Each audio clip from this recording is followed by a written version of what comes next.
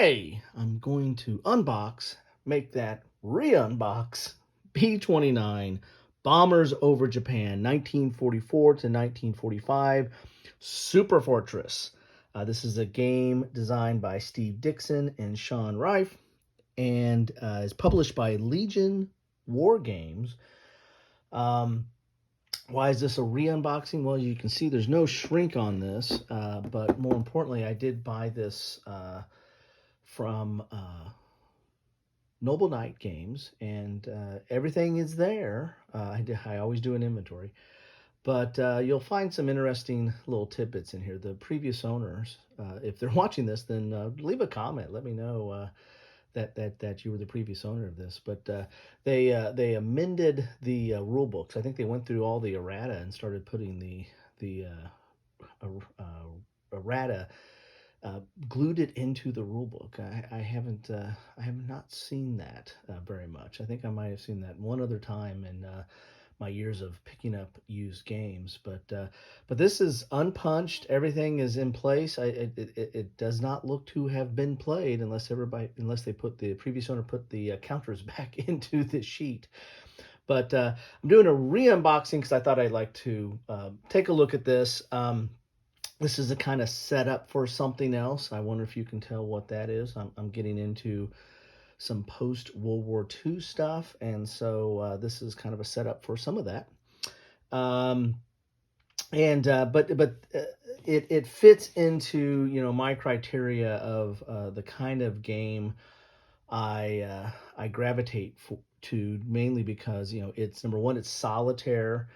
Number two, it's relatively easy to play and get into, and it is on a topic, or at least a topic and mechanism that I played the heck out of when I was back in junior high and high school. And what I'm talking about is B-17, Queen of the Skies. This is kind of the granddaddy, or the progenitor of what I call charty war games. B-17 was a lot of looking at a chart, rolling dice, looking at a chart, rolling dice, looking at a chart, rolling dice. There were some decisions in there, but not a ton of decisions given, especially in proportion to the amount of chart reviewing and dice rolling that was involved. But that's not why you played B-17. You played B-17 for the stories, for the narrative. This is, it created kind of the backdrop of being on the crew of a B-17 and going on bombing missions, and you got attached to your crew. You name your crew members. You felt lost when you lost a crew member, and there was a tension in as you were going on these missions. At least for me and for a lot of people, I think there's a wide and long following of B-17 Queen of the Skies and all the games that came after it that follow in its same device and mechanism and narrative. And B-29, Bombs over Japan, Superfortress, is one of those. In fact, this is almost a direct lineage to a B-17 in that, we're still in World War II. We're in the Pacific Theater now. We're at the later stages of the war with the B-29s, but it has a lot of the exact same kind of mechanisms, chart, and feel as you play it. In fact, this may have been the first to really follow in the footsteps of B-17. I imagine there's other charty war games out there, but this one came right after, or not right after, but came in line with B-17, picking up on some of the exact same mechanics and procedures and thoughts. Now, it does change stuff, and I think a lot of people might say that it improves it, but at its heart, you still have a charty war game. Now, I do have other games from Steve Dixon. This was in combination with Sean Rife, but I have other games from him like Picket Duty, I've covered that. I'll put a link to that. This again is this really isn't as charty of a war game. I mean, it's solitaire play, but there's more stuff going on here as you're maneuvering around the ship, but more in line with B-17 or in B-29 is Skyhawk, Rolling Thunder, and we have Steve Dixon and Bob Best on this one. And this one is Air War in Vietnam, and so it does. It's different than B-29. Let me be clear about that. But it does have some of the same feel of following the procedure and rolling dice and checking charts and the like. But there's definitely more decisions in this than you have in the old B-17 Queen of the Sky. So I shouldn't call it old, but it's classic. How about that? Anyway, so I might do just a whole episode on charty war games. And when I say charty war games, they're typically they are solitaire war games because the chart is being your opponent. It's being the AI. It's filling in the gaps of decisions that you would normally have from opposed play. Anyway, enough of all that. Let's look at B-29. We can look at the back since this is all unpunched and I'm not going to dump out anything. Here is the example of the counters, and the counters are good-sized counters. And then you have this plane map where it kind of shows you with the different vectors or different areas or arcs where there could be combat, kind of reminiscent of some of what was in B-17. Here we have number of players is 1, core complexity, game complexity is medium high. Now B-17 to me wasn't that complex, but so that tells me right now that they probably, or at least feel like they've added enough stuff to spruce this up from the original. A solitaire suitability, of course, is very high. So let's open in this box and see what we have in here. Typical Legion games box. I mean, it's not super thick, but it's fine. I mean, it's going to hold it together, decent thickness. You get 2 dice, and I assume again all this is the original because they're pretty good about Noble Knight's pretty good about checking stuff out. So here's the rules. Like a lot of Legion games, they're black and white. They don't go a lot of extra on color. I mean, on the counters, of course, but on the rules, you're not going to get a lot of times. You're not going to get a glossy book with color examples and the like. But let's take a look at this rule book because this is where I found some things kind of interesting. So you've got this rule book here. It's dual column, medium-sized type font. I mean, it's fine. It's not too small there. Here's an example of your counters. We're talking about counter identification, and already you can see that there's some interlineation in here. Now, when I looked on this on Noble Knight, they didn't say that it was rules marked. Sometimes they'll show that. They'll say rules marked, or they'll say if there's some damage, or if there's some wear, or if it's punched or clipped or stuff like that. There wasn't anything about this, so I thought that was kind of weird when I opened this up and started going through the rules and finding these notes in here because normally they catch stuff like that.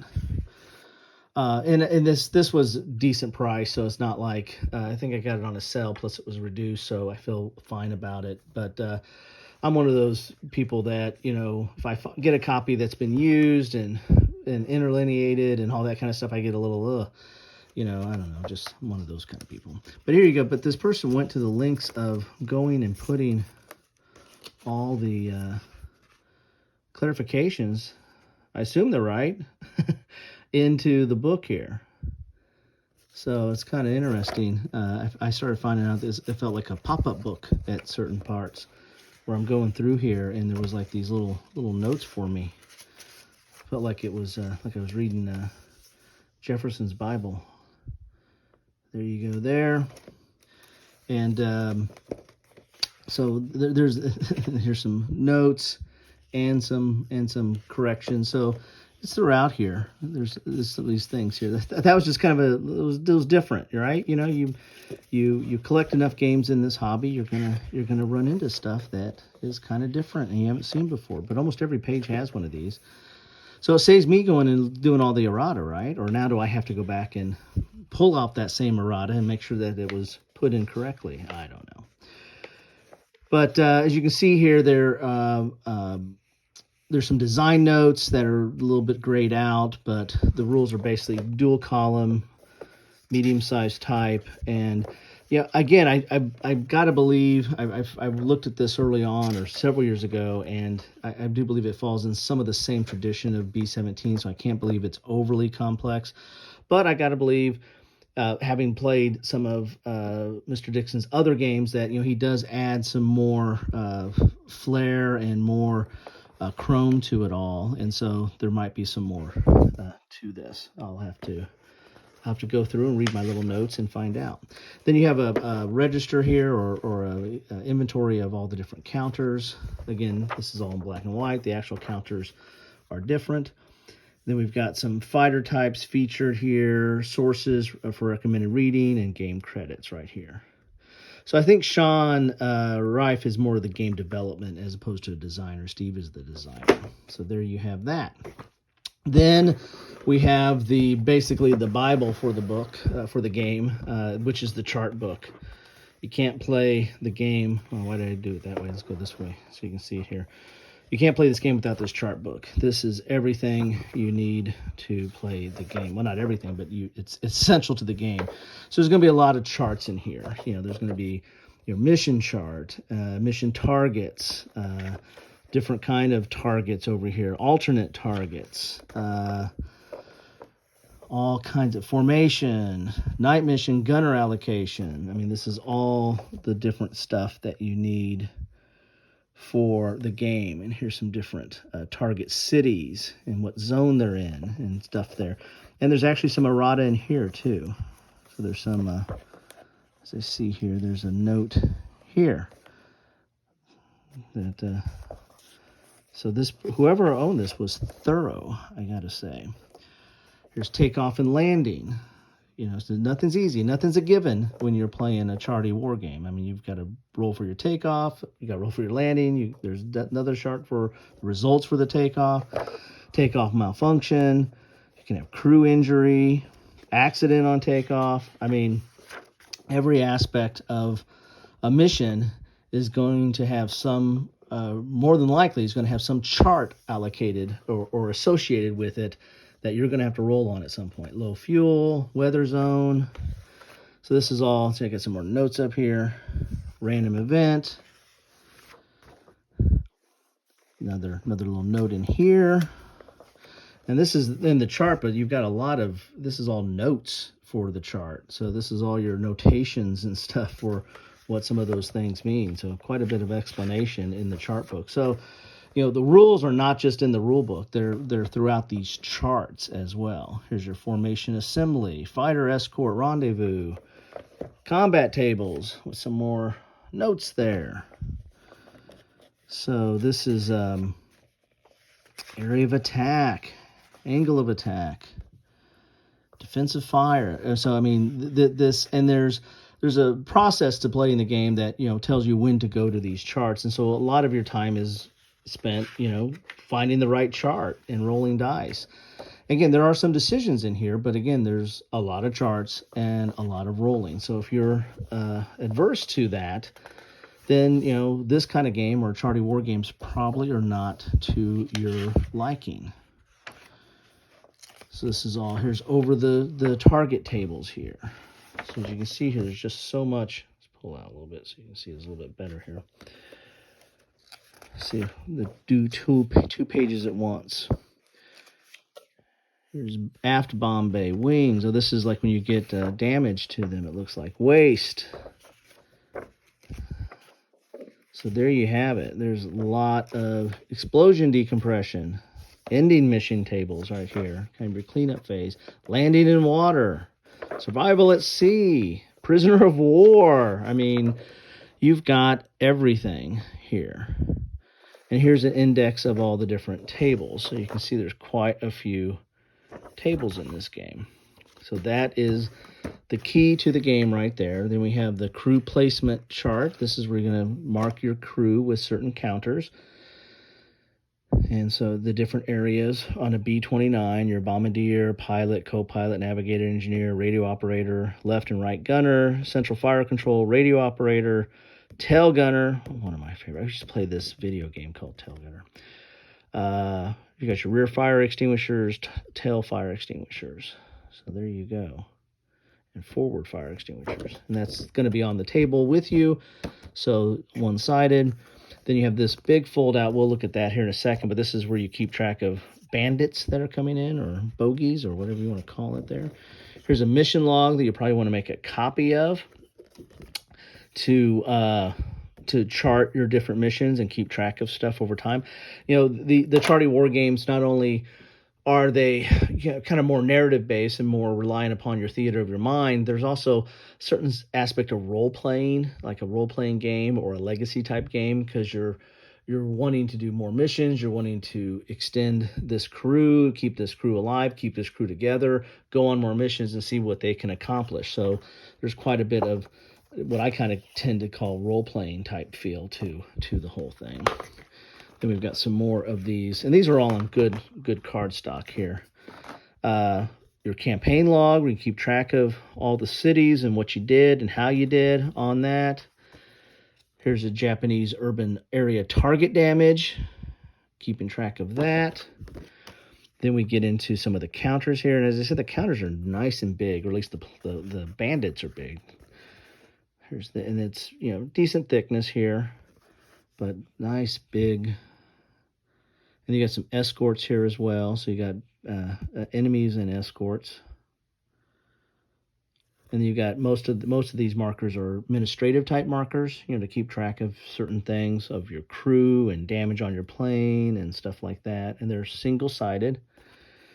And we get 2 counter sheets here, mostly planes on this one. And it's as I said, those are good size. There's my thumb, and those are good size. And there's some counters for your crew. Right there. And again, single-sided. So there you have it. That is what you get in a box of B-29 Superfortress. Yours may differ than mine, because mine is I'm going to fold this out. Mine is designer edition.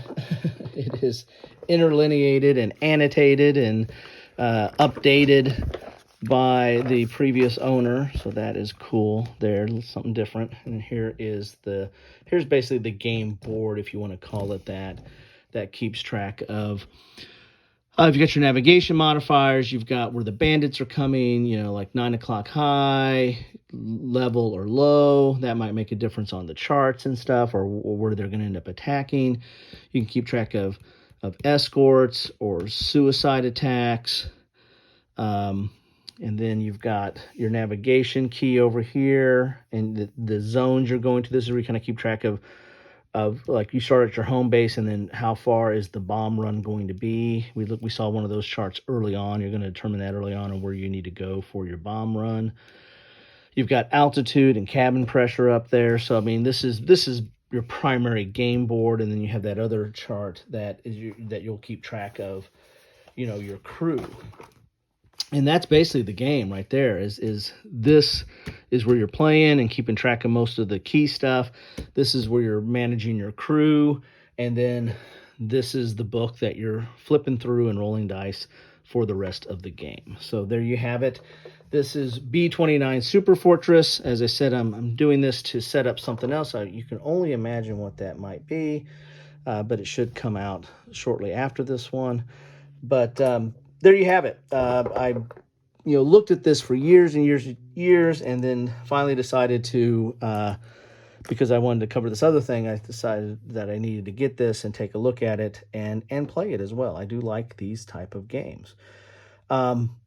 Anyway, that's what I have for you today. If you've played this, which this has been out for a long time, so I imagine a lot of you might have played this and enjoyed this. Love to know your thoughts on it. What do you think about B-29? How does it compare to the B-17? What did they add that makes it better or easier or more complex, for that matter? Love to know your thoughts on that. Or if you do not like, charty war games, well, that's fine. Make a comment on that as well. Anyway, thank you so much for stopping by, and I hope you all have a good one.